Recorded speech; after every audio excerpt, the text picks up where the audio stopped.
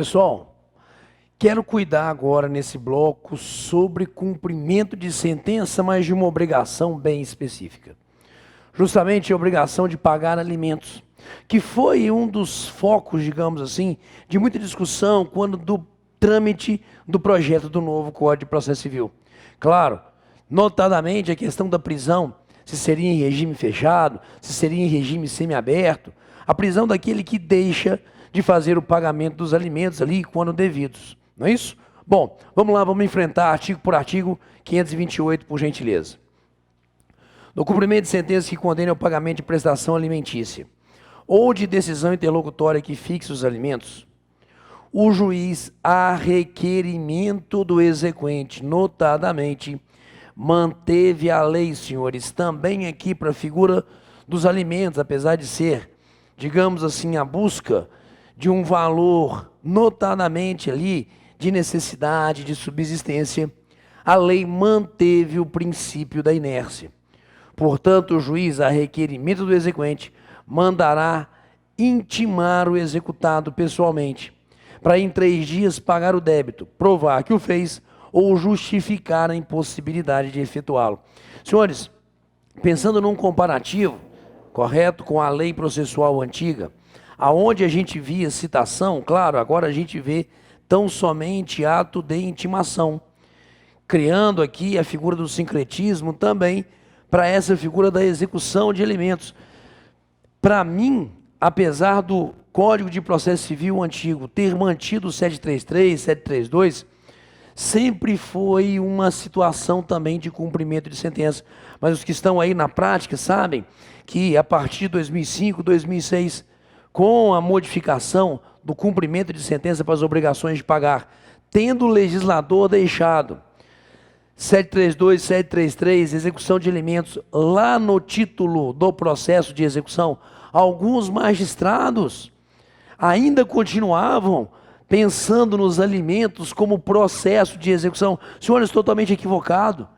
Eu não posso abrir mão de um procedimento em tese que seja mais célere, para a busca de uma verba de natureza alimentar, que seria o sincretismo do cumprimento de sentença, permitido para uma instituição bancária que venha buscar ali os valores devidos do cidadão, e para alimentos eu ter ainda o processo de execução. Sempre para mim foi uma visão muito equivocada. Agora, claro, o legislador, nessa percepção sua de que o sincretismo realmente é o melhor caminho, elimina o ato de citação e coloca simplesmente, joga de novo para mim, Guilherme, por favor, o ato de intimação. Está ali, ó, no comparativo 528 com 733, em vez de citação, nós temos o ato de intimação e friso, senhores, desde que haja requerimento do exequente. Mandará intimar o executado, percebam que o prazo está mantido. Prazo de 3 dias, para uma tríplice opção, para pagar o débito, provar que fez o pagamento, ou justificar os motivos pelos quais impossível é realizar o pagamento dentro desse prazo de 3 dias. Retornei à parte sem comparativo. Pegamos, senhores, é isso que a gente consegue extrair do caput do artigo 528 do novo Código de Processo Civil, senhores, por gentileza. Caso o executado no prazo referido no caput não efetue o pagamento, não prove que o efetuou, ou não apresente justificativa da impossibilidade de efetuá-lo, o juiz mandará protestar o pronunciamento judicial, aplicando-se no que couber o artigo 517 desse nosso novo Código de Processo Civil. Senhores, o juiz de ofício mandará protestar o título. Me permitam levá-los a uma referência cruzada em termos de novo Código de Processo Civil. Está aqui o 517, senhores. A decisão judicial transitada em julgado poderá ser levada a protesto nos termos da lei.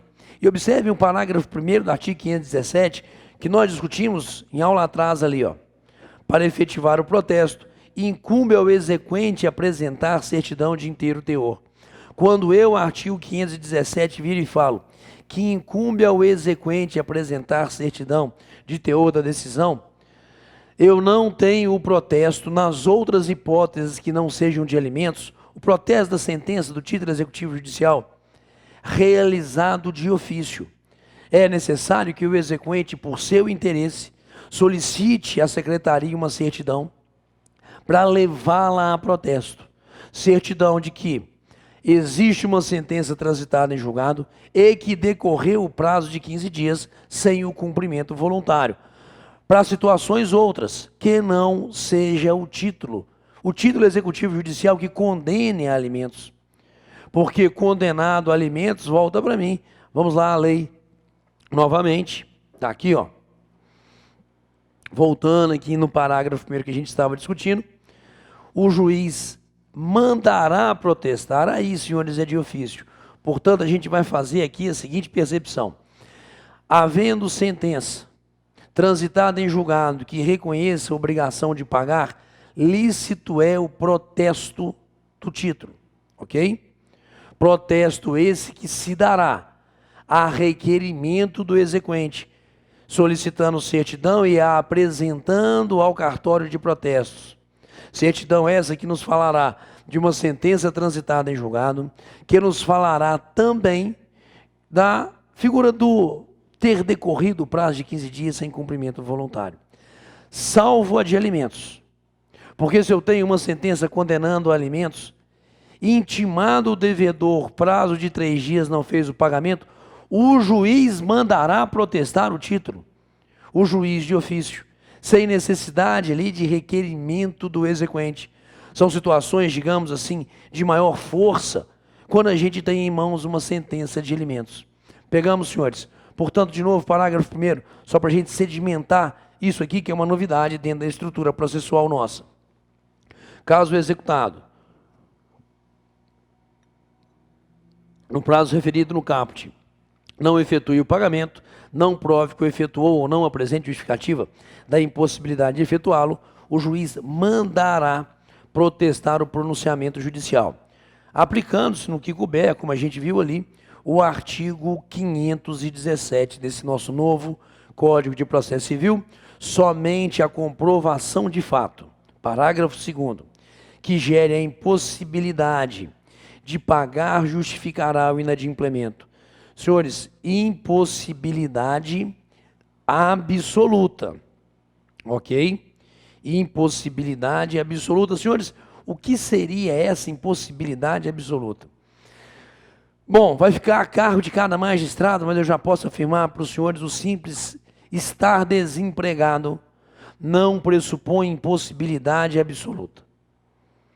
Para mim, o estar desempregado, cara, o cidadão está se virando, está fazendo os bicos dele e tal, poderia ter proposto uma ação revisional, tendo perdido ali, consequentemente, o emprego formal, para viabilizar um pagamento de um valor menor, enquanto está durante esse período aí buscando, de novo, uma recolocação no mercado.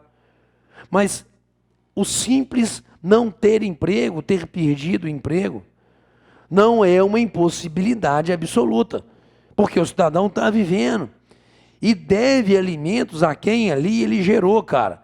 Porque nitidamente aqui a gente está pensando numa criaturinha que não tem condições, não é isso? De receber ali os valores que lhe seriam devidos para a subsistência. Teve problemas, busque uma revisional, ok? Para a baixa desses valores, até que se consiga ali, negocie, senta numa mesa, ok? Vá ao juízo, explique. E impossibilidade absoluta pressupõe, para mim, Val, situações em que o cidadão realmente está impossibilitado de exercer atividade que possa lhe gerar rendimentos. Uma doença grave, ok? Uma situação de um acidente que o coloque numa mesa, numa cama, em tratamento, algo que realmente impossibilite esse cidadão de estar realizando qualquer tipo de atividade que possa gerar renda e que daí dessa renda a gente tenha então o pagamento percentual de alimentos. Então essa impossibilidade absoluta, senhores, vai ser para mim algo extremamente discutível, mas já digo qual é para mim o parâmetro. Está oferindo renda de alguma forma e o simples estar desempregado não quer dizer que não está oferindo renda, cara, continue a pagar os alimentos, podendo até pensar numa revisão dos valores. Beleza? Portanto, de novo, parágrafo 2º. Somente a comprovação de fato que gere a impossibilidade absoluta de pagar justificará o inadimplemento. Se o executado não pagar, ou se a justificativa apresentada não for aceita, o juiz, além de mandar protestar o pronunciamento judicial, decretar-lhe-á a prisão pelo prazo de 1 a 3 meses. Percebam, senhores, é o juiz atuando de ofício, não só para protesto do pronunciamento judicial, como também para decretação da prisão, pelo prazo de 1 a 3 meses, prisão essa que será cumprida em regime fechado. Claro que o cidadão tem que ficar separado dos presos comuns, porque isso aqui é uma prisão por dívida civil. E não é correto que o cidadão misturado fique na carceragem com aqueles que cometeram ilícitos criminais. Portanto, senhores, a tese vitoriosa foi a do regime fechado. Prazo de 1 a 3 meses que o juiz decreta. Ok? Percebam a atuação do juiz de uma forma incisiva, para dizer, cidadão, pague os alimentos, justifique porque não pode pagar ou comprove que já fez o pagamento. Prazo curto de 3 dias. Não o fez, protesto do título expedição de mandado de prisão. Regime fechado. E aí toda a discussão que cerca isso. Porra, Ival, a partir do momento que você enjaula o cara, não há condições dele ali ter atividade que possa lhe gerar rendimento para fazer o pagamento dos valores devidos. A galera da área de família, entretanto, alguns têm uma visão um pouco diferente. Dizem que, na prática, a partir do momento que esse pedido mandado de prisão, chega o pagamento dos alimentos. O cara dá seus pulos. Senhores, o problema aqui no Brasil é que muitas vezes o cidadão realmente teve ali uma perda de rendimento e está com dificuldades de fazer o pagamento do valor dos alimentos. Porra, por que não procura o Poder Judiciário, então, para buscar uma revisão desses valores desses alimentos? As pessoas, às vezes, ficam muito conformadas e tal. Cara, sabe, existem caminhos e esses caminhos têm que ser tomados. É que aqui no Brasil a gente tem uma mania de só tomar providência depois que as coisas acontecem. Está errado. Nós temos que nos antecipar aos problemas. Mas aqui no Brasil a coisa funciona um pouquinho diferente, inclusive nesse ponto. Na hora que o cidadão recebe a ordem de prisão, aí que ele vai pensar realmente em pagar o atrasado, buscar uma revisão desses valores desses alimentos, com todos os problemas que isso pode gerar para esse cidadão. Então esse nosso um pouco conformismo em relação às coisas do cotidiano se reflete inclusive aqui. A gente espera o problema para tentar resolvê-lo, não nos antecipamos. E aí então, senhores, eu acho a medida... Porra, tem que ser, cara, não tem muita alternativa não. Portanto, de novo, vamos lá. Parágrafo 3º. Se o executado não pagar ou se a justificativa apresentada não for aceita, o juiz, além de mandar protestar o pronunciamento judicial, vai decretar a prisão, que será cumprida em regime fechado. Claro, ficando o preso separado dos ditos presos comuns, o cumprimento da pena. Não exime o executado do pagamento das prestações, e sempre assim o foi. A prisão é um meio coercitivo e de penalização para o cidadão que não cumpriu, não um substitutivo ao valor devido à obrigação inadimplida. Paga a prestação alimentícia, o juiz aí sim que suspenderá o cumprimento da ordem de prisão. É interessante, senhores, geralmente... Quando chega lá a ordem de prisão, de repente até o cidadão já pagou. Ó, eu paguei ontem e tal, não sei o que tem. Os provimentos das corregedorias dos estados, nesses casos, determinam o seguinte: mandado cumprido. Não pode o oficial de justiça voltar atrás com um mandado devolvido sem cumprir, dizendo que fulano me deu um pedaço de papel demonstrando que fez o pagamento. Cumpre-se a ordem de prisão. Informa-se ao juiz e espera o juiz decidir, ok? Assim funciona dentro, inclusive, da estrutura dos regimentos e das normas das corregedorias de justiças dos nossos tribunais de justiça. O oficial cumpre a ordem, informa ao juiz, ó, o fulano falou que já pagou. Aí já é problema do magistrado determinar a liberação do cidadão. Pegamos? Portanto, vamos lá, parágrafo 6 novamente. Paga a prestação alimentícia, teremos a suspensão da ordem. E o 7º não nos dá novidade nenhuma, senhores. Porque o débito alimentar que autoriza a prisão civil do alimentante é o que compreende, até as 3 prestações anteriores ao ajuizamento da execução. E as que se vencerem no curso do processo, nenhuma novidade. E o exequente pode optar por promover o cumprimento da sentença ou decisão desde logo, nos termos deste livro, título 2, capítulo 3, caso em que não será admissível a prisão do executado, e recaindo a penhora em dinheiro a concessão de efeito suspensivo à impugnação, não obsta que o exequente levante mensalmente a importância da prestação. Nós damos ao cidadão uma opção. Ele poderia vir buscando, em razão das 3 últimas parcelas de alimentos não pagos, a execução ali, entre aspas, sob pena de prisão. Mas nada impede que, não sendo essa situação, ou mesmo sendo, ele agora faça, enquanto credor exequente, a opção pelo cumprimento de sentença convencional. Aquela onde a gente intima um cidadão para fazer o pagamento no prazo de 15 dias, sob pena de multa, de honorário de 10%, não é isso? Então, dentro dessa ótica, cara, muitas vezes isso é uma realidade, a galera de família geralmente fala sobre isso também. Nós não queremos ver o pai da criaturinha preso, a própria criaturinha não quer. E aí, então, que se promova a execução dos alimentos, como cumprimento de sentença convencional, 15 dias, sob pena de multa, beleza? Tudo certinho. Com uma diferença: apresentada impugnação, se houver a concessão do efeito suspensivo, isso não obstará, se a penhora for em dinheiro, que os valores mensais devidos ao cidadão sejam liberados por ser verba de natureza alimentar. Então, somente essa diferença, mas a opção tem que ser dada. Eu não quero a prisão, que bom, vamos executar os alimentos através do cumprimento convencional, que é o que nos diz, julgou de novo, o parágrafo 8º. Parágrafo 9º.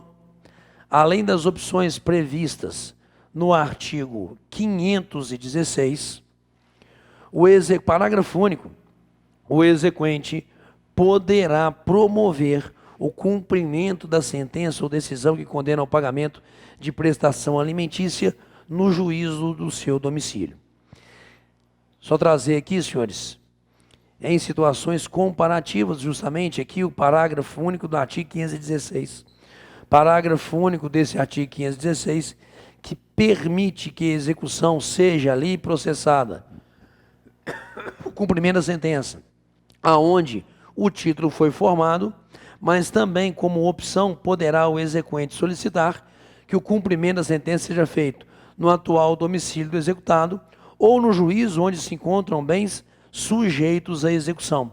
Só que na hipótese de alimentos, senhores, parágrafo 9º, além dessas opções, nós temos também o juízo atual do domicílio, daquele que há de promover o cumprimento da sentença do exequente de quem deve receber os alimentos. Portanto, em termos de competência, aonde se formou o título executivo, em regra, ali a gente dará andamento também ao cumprimento da sentença de alimentos, podendo, entretanto, o exequente desses valores alimentícios exercer uma opção, uma tríplice opção: local aonde atualmente existem bens passíveis de penhora, atual domicílio do devedor ou o seu atual domicílio enquanto exequente, facilitando o acesso ao judiciário desse cidadão que busca, claro, a execução de alimentos. Último destaque: mesmo que seja sob pena de prisão, senhores, claro, podemos discutir serem devidos honorários, ok? Também para essa fase de cumprimento de sentença. Podemos discutir, não, será devido também honorário de advogado para essa fase de cumprimento de sentença, mesmo sendo ali o caminho da prisão, o caminho coercitivo primeiro, para que a obrigação seja efetivada, para que a obrigação seja cumprida. Matamos esse artigo que, verso 1º, sobre execução de alimentos. No próximo bloco enfrentamos os outros artigos desse tema. Valeu!